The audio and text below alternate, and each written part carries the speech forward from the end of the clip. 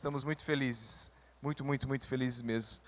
Eu gostaria de chamar aqui à frente um amigo, um irmão, um parceiro, tem me ensinado, tem me amado, tem caminhado comigo nesse tempo, e nessa noite será o nosso mensageiro. Eu gostaria de chamar aqui à frente o pastor Ilquias Paim. Nós vamos recebê-lo com uma salva de palmas também. Louvado seja Deus. Vem cá, pastorzão. Pastor Ilquias, servo de Deus, ele vai falar um pouquinho mais sobre sua família, muito provavelmente. Parte de sua família reside agora em Campo Grande. Ele é pastor da Igreja Batista Lindóia, em Curitiba, no Paraná. E ele estava por aqui, a gente já conversou, já orou, ele já me ensinou, já me corrigiu. E aí, teve a oportunidade de, porque é difícil esse homem aqui estar com alguma brecha na agenda, mas ele tinha uma brecha na agenda hoje à noite, eu falei, deixa uma palavra de bênção para a igreja, ministra ao nosso coração, e hoje ele vai ser o mensageiro que Deus vai usar para falar aos nossos corações. Erga suas mãos, vamos orar. Querido Deus, abençoa meu irmão, abençoa o pastor Ilquias. O Senhor tem usado ele nessa nação, o Senhor, ó Pai amado, tem feito dele um conselheiro, um homem referência, e eu te peço em nome de Jesus que hoje tudo quanto o Senhor colocou no coração dele, ele possa passar ao teu povo e que sejamos tremendamente edificados. É a oração que eu te faço em nome de Jesus. Amém, Senhor. Amém. Que a graça e a paz do Senhor Jesus estejam com todos, amém? Quero primeiramente expressar minha alegria de estar com os irmãos nessa noite. Campo Grande é para mim um dos lugares mais especiais do Brasil. É um lugar que marca a minha vida. Eu tinha dois grandes amigos nessa cidade, pastor Mauro Clementino, que a pandemia levou para a glória, o Gilson Breder, que também está com o Senhor na glória, e eu tenho feito novos amigos. E o pastor Christian é um desses que eu já acompanho há muito tempo. O ano passado o convidei para falar no retiro de carnaval da nossa igreja, um grande retiro que acontece na nossa igreja lá em Curitiba, e eu convidei ele e a esposa, estava tudo certo que ia, de repente não foi possível, e eu tenho acompanhado desde que ele assumiu esse ministério. Estou muito feliz com o que estou vendo aqui, muito feliz com o que Deus está fazendo. Tão bom perceber a igreja do Senhor marchando. E já dizia um hino antigo, né? Ninguém detém, é obra santa. E recentemente a gente ouviu uma música muito bonita, assim, ninguém pode parar a igreja do Senhor. E é bonito ver o que Deus está fazendo. Eu hoje queria participar do culto com vocês. Mandei uma mensagem para o pastor dizendo assim, você prega amanhã à noite? Ele disse, você ainda está por aqui? Eu falei, ainda estou por aqui. Sabe por que eu estou por aqui? Eu tenho duas netas nessa cidade. E a última neta nasceu há 20 dias atrás. Então vocês imaginam quanto é especial para mim Campo Grande. Toda e qualquer oportunidade que eu tenho, eu venho para cá. Porque quem é avô sabe do que eu estou falando. Tem avô aqui? Levanta a mão, só para eu saber se... Olha aí, vocês sabem do que eu estou falando. Toda oportunidade é a grande oportunidade de estar com a netinha. Segurando, passeando. Interessante quando elas ouvem a voz do vovô. Que alegria. Essa de 20 dias, antes de vir para cá, estava com cólica. Esse negócio que é comum em criança, né, nessa idade. E a mãe estava ali amamentando, tadinha, não sabia o que fazer. Aí eu falei assim, deixa o vovô passear um pouquinho com ela. E essa mãozona na barriguinha, e eu então comecei a passear, a falar, ela parou de chorar, mas era a hora de vir para cá. A vontade que eu tinha, eu dizia, Cristian, eu não vou. Porque ela parou de chorar na hora que eu segurei.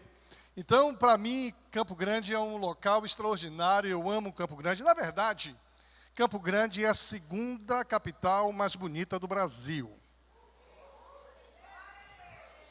Primeira para você.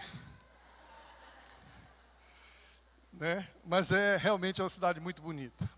Gente, eu estou muito feliz com o que eu vi hoje. Essa cena aqui, dessas mais de 70 pessoas sendo recebidas, esta é uma cena que é resposta da oração de Jesus. Lá em João, capítulo 17, Jesus orou. Orou não apenas pelos 12 que aqui estão, mas ele chega a dizer assim: oro não apenas por estes, mas também por aqueles que hão de crer em mim. Deus orou por você. Você conhece a pessoa que está do seu lado? Dá uma olhadinha para saber se conhece. Dá uma olhadinha aí. Conhece? Se você está do lado de alguém que você conhece, tudo bem. Mas se você está do lado de alguém que não conhece, diga para ela assim, ó: Jesus orou por você. Jesus orou por você. E essa oração de Jesus é uma oração muito forte, que corresponde ao que nós estamos vendo hoje aqui. Na oração de Jesus, no capítulo 17 de João, ele expressa várias vezes pedindo uma coisa para que nós vivenciássemos. A oração sacerdotal, versículo 11 da oração, diz assim: para que sejam um, assim como nós somos um. Versículo 21, ele volta a dizer: para que todos sejam um, como tu, ó Pai, está em mim e eu em ti, que também eles estejam em nós. Versículo 22, para que sejam um, como também nós somos um. Versículo 23, para que sejam perfeitos em unidade. Esse capítulo de João 17, Jesus ora aos pais, ora ao Pai, e ora ao Pai não apenas pelos 12, mas ele ora por todos aqueles que hão de crer nele. João capítulo 13, 4 capítulos atrás, Jesus deu um mandamento aos discípulos. Um novo mandamento vos dou, que vos ameis uns aos outros, e nisto todos conhecerão que sois meus discípulos. Todos conhecerão que sois meus discípulos, se amarem uns aos outros. Interessante que o amor mútuo é o fundamento da unidade. Todos nós somos chamados à unidade. Interessante que João 13 é o fundamento desta unidade, que Jesus ora por isso em João 17. E a unidade da igreja, ela não é uma opção. Os novos membros que foram aceitos hoje aqui, que foram recebidos, não têm a opção de se moverem em unidade. Não é uma opção, é uma parte do testemunho da fé em Cristo Jesus. Quando nós sabemos que temos que preservar a unidade, o mundo lá fora, aqueles que não conhecem Jesus, vão reconhecer Jesus através da nossa unidade.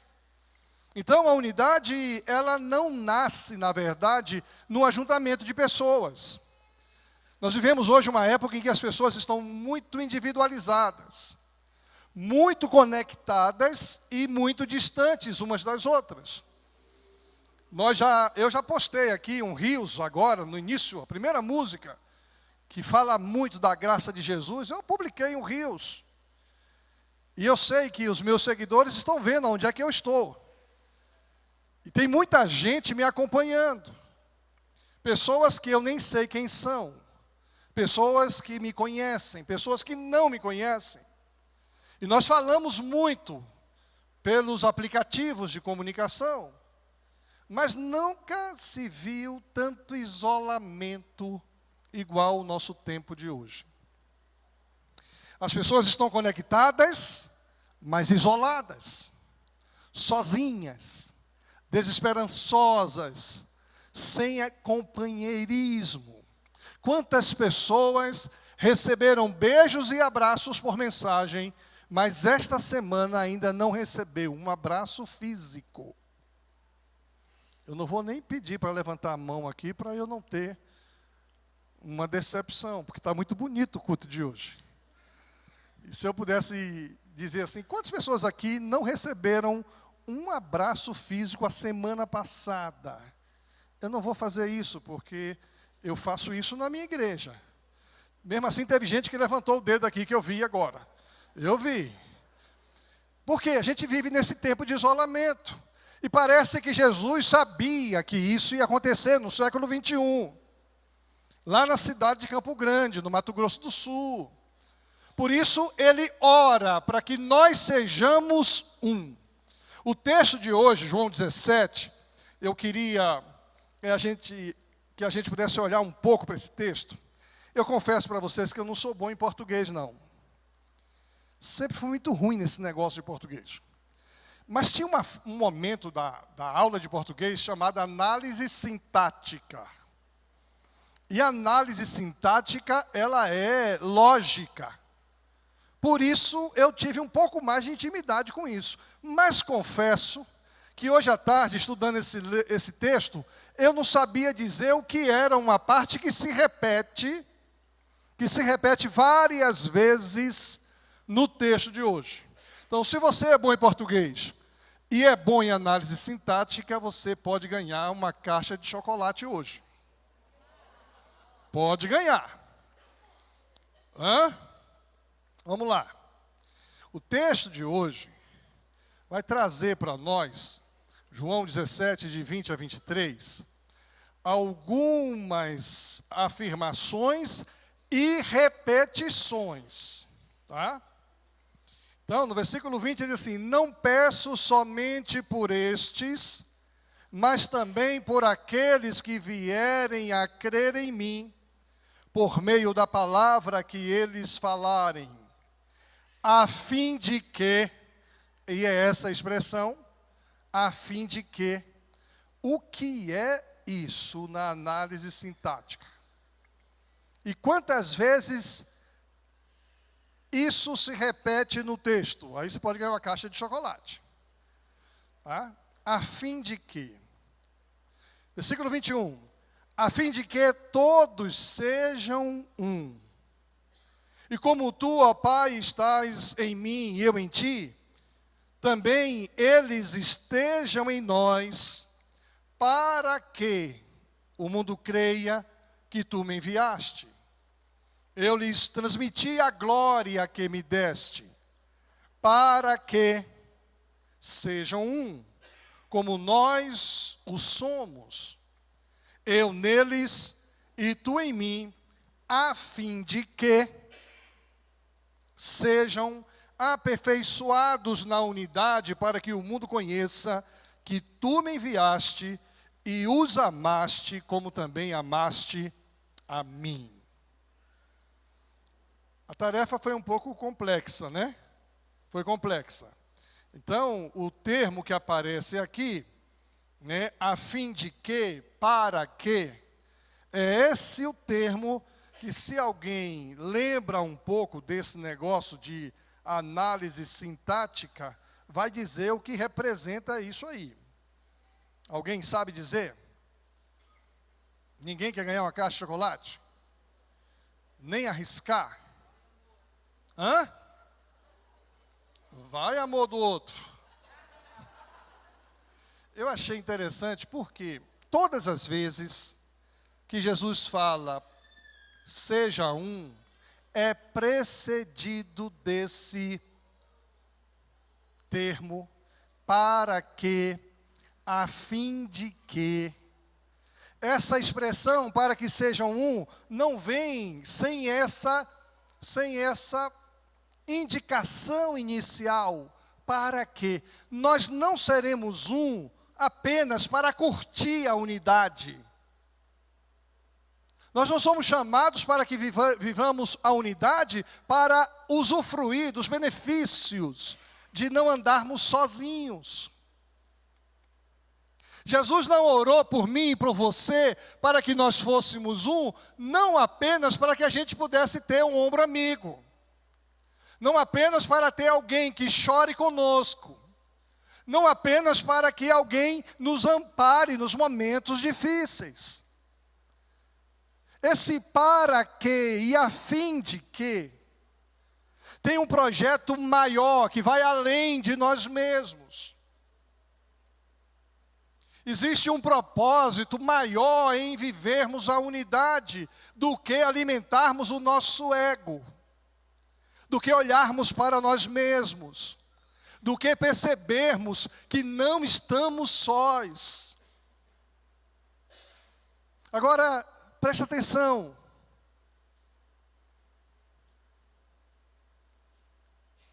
Há um momento de silêncio no céu. Há um momento de silêncio na terra. É um momento em que o céu começa a falar. Não é milagre, não é parábola, não é confronto com os fariseus. É a oração de Jesus. Jesus está falando com o Pai. Ele agora não está falando com as multidões. É o som da eternidade ecoando na véspera da cruz. Algumas horas depois, Jesus vai experimentar a traição. Algumas horas depois, Jesus vai experimentar o peso do escárnio, o peso do pecado. Jesus está a poucas horas de ser traído, espancado, crucificado. E Ele não ora por si, Ele ora por nós. Você já se apercebeu disso? Quando a gente enfrenta momentos de dificuldade, a gente tem uma tendência de orar por nós mesmos. A irmã teve um câncer aqui. Eu lembrei que eu tive um câncer também, 20 anos atrás. E na hora que esse câncer me fez tremer, foi quando o médico olhou e disse: olha, isso aí costuma ser maligno.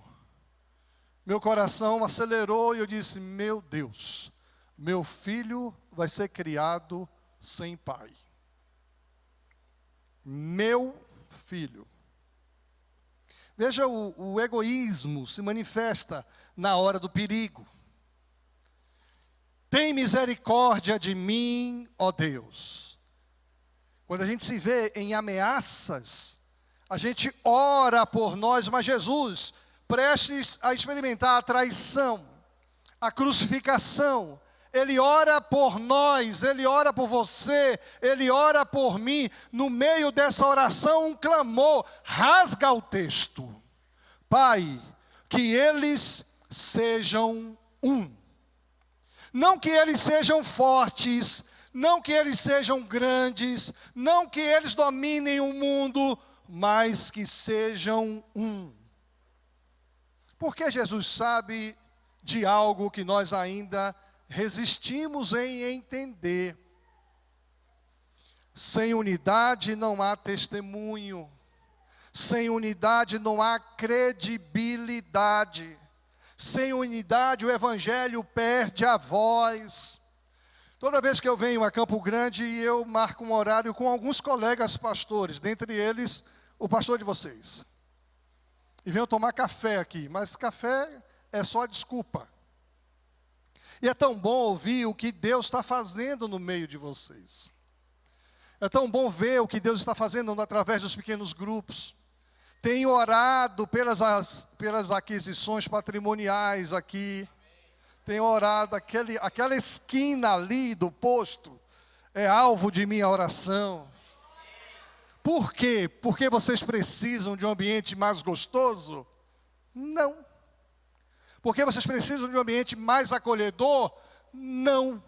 É porque tem muita gente lá fora precisando ser recebida aqui para saber o poder do perdão, da graça e da transformação que só Jesus é capaz de fazer e produzir. E eu passo tempo com esse pessoal maravilhoso, compartilhando, aprendendo, trocando ideias, Porque sem unidade não há o que testemunhar. Sem unidade não há credibilidade na nossa pregação, na nossa mensagem, na nossa proclamação. Sem unidade o evangelho perde a voz, perde a razão de ser. Então eu quero começar falando um pouquinho com vocês sobre algumas coisas dentro desse conceito de unidade que Jesus parece dar uma importância muito grande. Primeiro, a unidade não começa em nós. A unidade não começa em nós, a unidade começa na glória.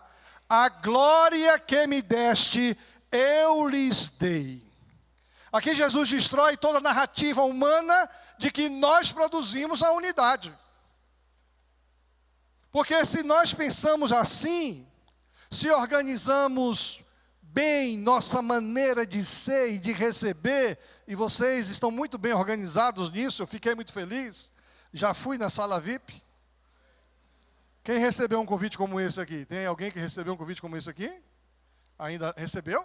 Você precisa ir lá. É legal. Vocês estão muito bem organizados. Mas olha, se nos organizarmos melhor, se alinharmos nossas opiniões, se todo mundo concordar, nós produziremos unidade. Não é desse tipo de unidade que Jesus está falando. Ele está falando de uma unidade que nasce na glória, que nos alcança. Por isso que quando a gente louva a Deus e afirma algumas das manifestações da glória, isso bate forte no nosso coração, na nossa alma, porque a glória de Deus nos alcança. Aquele que acalma o mar, aquele que faz o leão jejuar. Por que essas palavras produzem em nós uma centelha de fé, de esperança, de confiança? Porque são palavras que vêm da glória e alcançam o nosso coração. Mas Jesus diz, a unidade não nasce do esforço humano ao orar ao Pai e dizer, Pai, que eles sejam um. A unidade nasce da transferência. Eu dei a vocês a minha glória, mas que glória é essa que Ele nos deu? Não é brilho, não é fama espiritual, não é posição, é algo muito mais profundo, é o caráter de Cristo sendo formado dentro de nós. É o amor que prefere o outro. É o amor que abre mão de si e favorece o próximo. É a graça que suporta o imperfeito. Nesse mundo de design, de aparência, de fotografia, de lives, de selfies. Quando eu estou no meio de um pessoal, diz assim, pastor, você bate uma foto aqui? Aí reúne 3, 4 ali, eu bato 10 fotos. Porque eu sei que eles vão colocar para todos eles, e cada um vai publicar a que a pessoa está melhor. Não é assim? Você vai publicar aqui você está de olho fechado? Mas aqui ele está, e você estiver bem, não tem problema. É assim que a gente faz. Eu tiro logo 10 e dou para o grupo. Por quê? Ninguém quer se ver no seu pior momento. Eu fiquei com a boca aberta. Mas o outro está com a boca aberta, mas eu estou bem, então eu vou publicar essa. É assim que a gente vive, nesse tempo que nós vivemos, onde nós queremos parecer perfeitos, belos, bonitos, cheirosos, acolhidos, aceitos, mas a glória que Jesus nos transfere é uma glória onde a graça suporta o imperfeito. Você não é perfeito e nem precisa ser, porque não tem ninguém perfeito. Lembra da história do jovem rico com Jesus? Essa é uma história muito interessante. Jesus chega ali com seus discípulos e chega um jovem rico. Eu fico imaginando aquele cara entrando aqui. Pelo jeito dele, ele entra bem alinhado, bem vestido. E ele tem um tom de voz diferenciado. E ele diz: bom mestre, que hei de fazer para herdar a vida eterna? E Jesus conhece o coração, Jesus não vê a performance. Jesus diz assim: conhece os mandamentos? E ele diz: conheço e os cumpro desde a minha infância.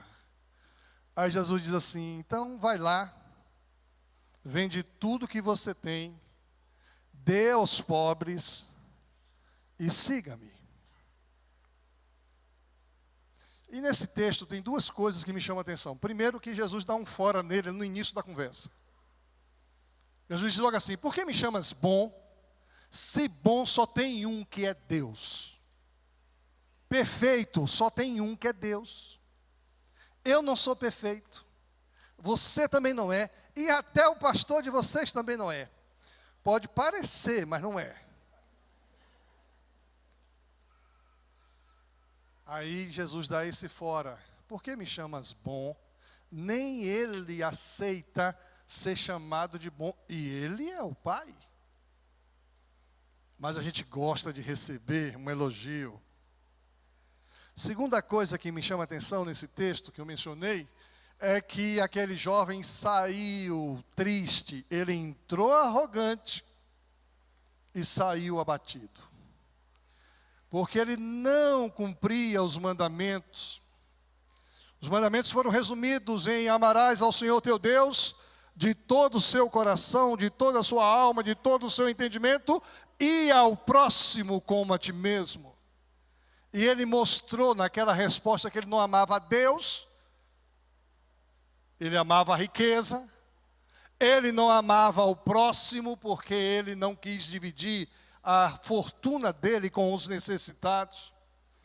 É dessa glória que Jesus está dizendo que ele transfere a nós, para que nós sejamos o receptor dessa glória e com ela envolvamos outras pessoas.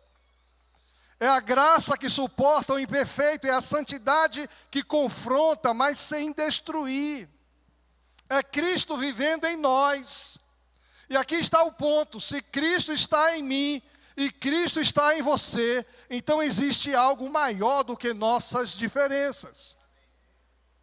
Se Cristo está em mim, Cristo está em você, tem algo maior do que aquilo que nos separa, do que aquilo que nos divide.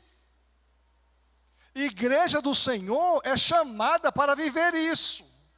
A unidade não é construída de fora para dentro, ela explode de dentro para fora. Onde Cristo é real, a divisão começa a morrer. Por isso que a gente senta aqui em um ambiente como esse, e nós somos todos irmãos. Tem algum palmeirense aqui? Levanta a mão. Ó, que povo lindo aí, ó. Muito bem. Tem corintiano aqui? Levanta a mão. Tem mais do que palmeirense? Olha, a outra ali de verde dizendo muito mais. E ele vestindo a camisa verde ali do nosso Palmeiras. É santista. Tem santista aqui? Mas que coisa, gente. Só não tem flamenguista nesse lugar. Olha só. Olha aí, que coisa linda. E a igreja do Senhor é o único lugar onde a gente senta com toda essa diferença. E a gente abraça aquele que é nosso adversário. Uma vez lá na igreja, brincando com o irmão, eu falei: olha, vai ter hoje Palmeiras e Corinthians. Vamos fazer um combinado. Se o Palmeiras ganhar, você vai vir vestindo a camisa do Palmeiras para o culto de hoje à noite. Mas se o Corinthians ganhar, pastor, o senhor vem vestindo a camisa do Corinthians hoje à noite. Falei: fechado. E aí eu falei: como é que vai ser esse negócio? O que é que você acha, Cristian? O pastor vir pregar com a camisa do Corinthians. Ia ser um complicado, né? Eu falei: Deus, tem misericórdia do teu povo. Deus, não permita que o Corinthians ganhe. Aí naquele dia, se bem que eu não devia nem ter orado tanto, porque quase sempre o Corinthians ganha, né? Aí naquele dia o Corinthians ganhou. Aí eu vim todo assim, chamei o corintiano para subir aqui. corintiano subiu com a camisa do Palmeiras, gente. Nós tiramos foto, essa foto rodou o Brasil todo. E ele sorrindo, eu sorrindo. Porque a nossa unidade não é com aquilo que a gente tem em comum. É porque Cristo é real em mim, Cristo é real em você. E isso supera e faz morrer nossas divisões. A unidade não começa em nós, ela começa na glória. Isso para mim é revolucionário. Quando Jesus ora para que sejamos um, Ele não ora para que nós façamos um esforço sobrenatural de acolhimento, de abraço, de bajulação, de incentivo. Ele ora simplesmente para que a gente entenda que Cristo em nós, a esperança da glória. Cristo em nós, superação das diferenças. Cristo em nós, simpatia, acolhimento, abraço, recepção do outro. Segundo lugar, o padrão não é humano, o padrão é trinitário, versículo 21. Como tu, Pai, estás em mim e eu em ti. O padrão da comunhão, o padrão da unidade é a trindade. Jesus sobe o nível agora e aqui a coisa fica um pouco mais perigosa para mim e para você. Ele não pede uma unidade aceitável, mas ele pede uma unidade divina.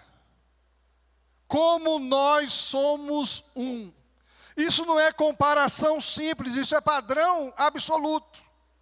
O modelo da igreja não é uma empresa bem administrada, embora precisa ter uma boa administração. O padrão da igreja é a trindade. Não há na igreja disputa, não há competição, não há ego, não há vaidade. E se isso está acontecendo, isso não é igreja. Onde a disputa, a competição, o ego, a vaidade domina, o padrão dessa unidade não é divino, é um padrão humano. Diferença sem divisão, distinção sem ruptura, comunhão sem confusão. Interessante que o Pai não é o Filho não é o Espírito, mas são perfeitamente um. Agora, escuta isso com muita atenção, a unidade que Jesus pede não elimina a sua identidade. A unidade que Jesus pede, ela santifica a relação. Você não precisa ser igual para estar unido.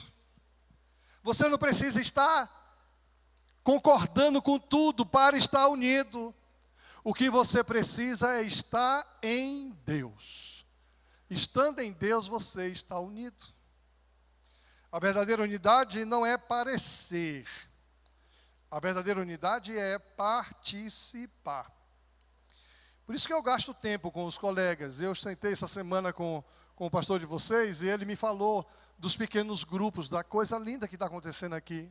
E ele compartilhou uma reformulação que vocês viveram na dinâmica dos pequenos. Eu gostei daquilo, ele compartilhou, eu pedi, manda para mim, eu quero isso por escrito. Eu estou aprendendo, coisa linda. Um dos grandes desafios nos pequenos grupos é pessoas que queiram assumir liderança. Uma das crises no Brasil afora é a escola de líderes. E ele resolveu esse problema. Vocês resolveram aqui esse problema. Eu achei muito legal. O nosso pequeno grupo não tem líder. Nós temos facilitadores. E aí, é fácil. Se eu sou facilitador, é mais fácil. Se eu sou líder, é muito pesado. Isso aí é difícil para mim. E ninguém quer ser líder. Falei, pastor, manda para mim. Você tem esse negócio por escrito? Tenho, manda para mim. Já cobrei hoje. Ele não mandou ainda. Se até amanhã ele não mandar, eu vou mandar uma mensagem para ele. Porque não é parecer, é participar. Eu participo do que vocês estão vivendo aqui. Ele participa do que nós estamos vivendo lá. Compartilhei com ele um projeto que nós tivemos na compra de um terreno. E nós tínhamos que pagar um valor. 400 mil reais. E nós, em uma reunião de diretoria, disse, gente, a gente tem que pagar 400 mil reais, nós podemos pegar esse dinheiro emprestado, ou podemos dar um passo de fé. O que é o passo de fé? Nós vamos rapar tudo que estiver nas contas da igreja. E vamos juntar tudo isso. E vamos falar com os membros da igreja que, por um ato de fé, antecipem seus dízimos. Só os dizimistas. Porque quem não é dizimista não gosta desse negócio. Também não entende as bênçãos desse negócio. E aí a diretoria falou, pastor, estou dentro. Nós vamos rapar tudo, rapar tudo. E quanto vai faltar? Vai faltar X para a gente viver o mês. E ainda vai faltar Y para a gente completar o pagamento.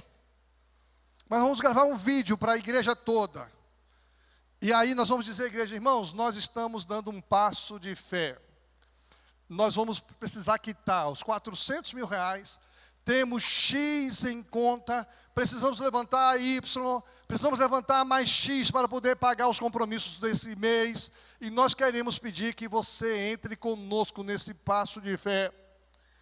Nós aqui da diretoria vamos antecipar o nosso dízimo do mês que vem. E se você puder antecipar o seu dízimo também, vem conosco nessa unidade de fé. E eu contei isso para o Christian, ele ficou feliz, deu glória a Deus ali no gabinete.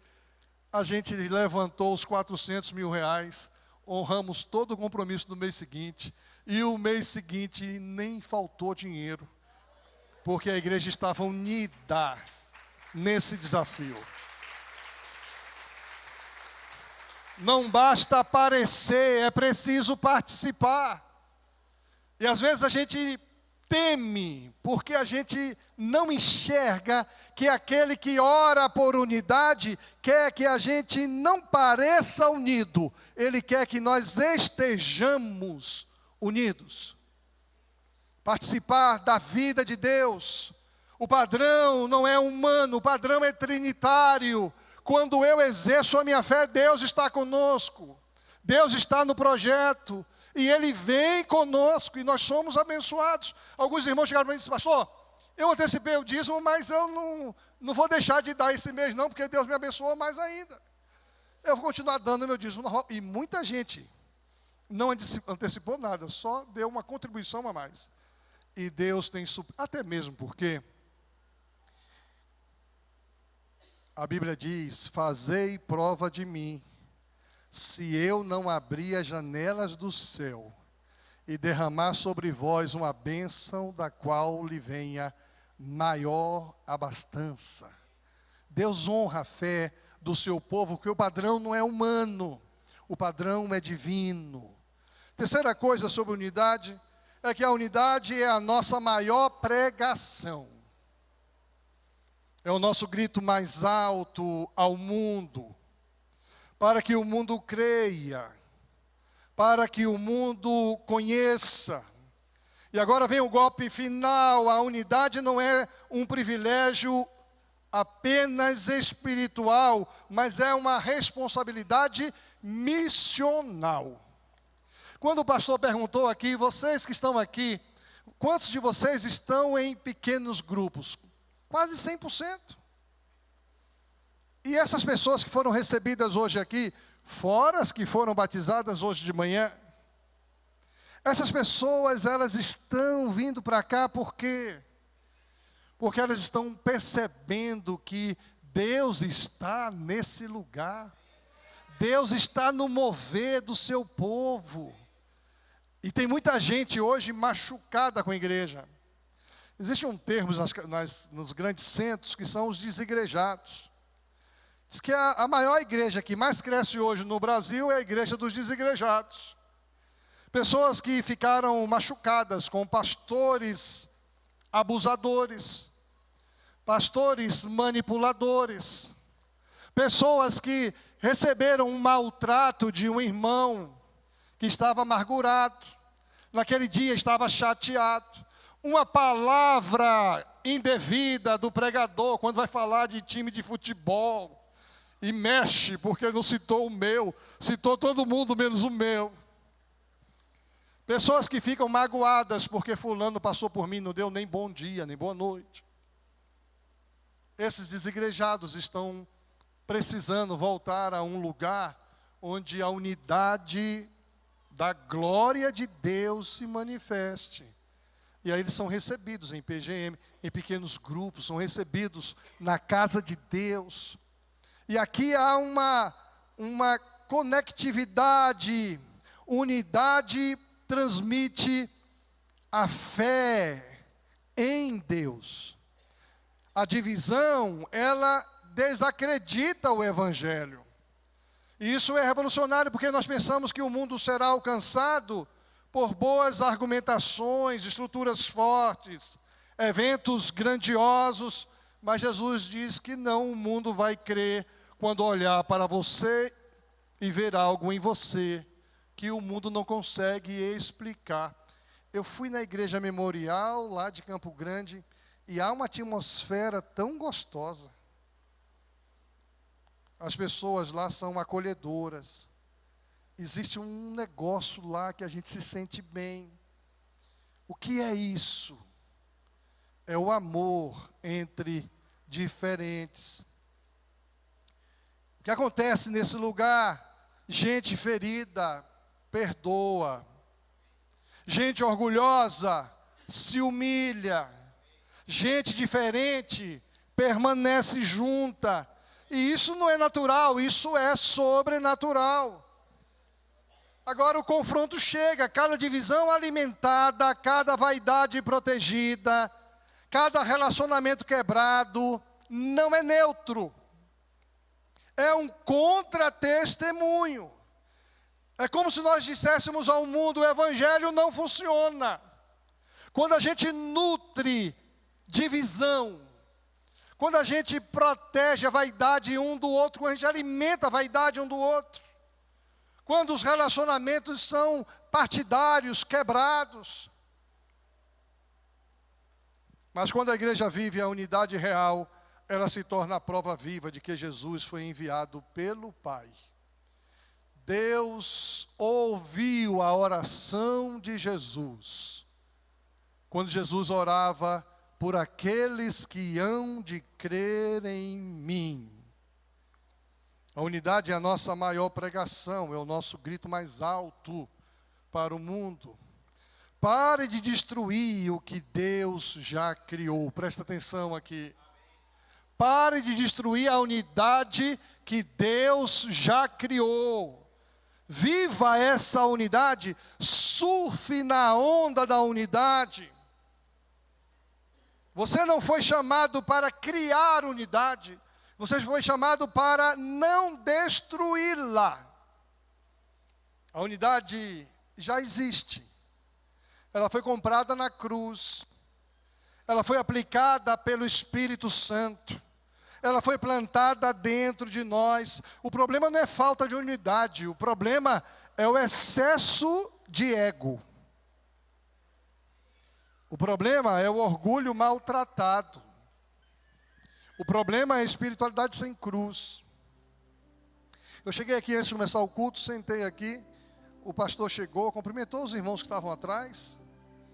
O pastor foi gentil, estendeu a mão. Eu sou visitante, não conheço ninguém. Mas eu fiquei todo sem jeito. Eu tive que olhar para trás assim, boa noite.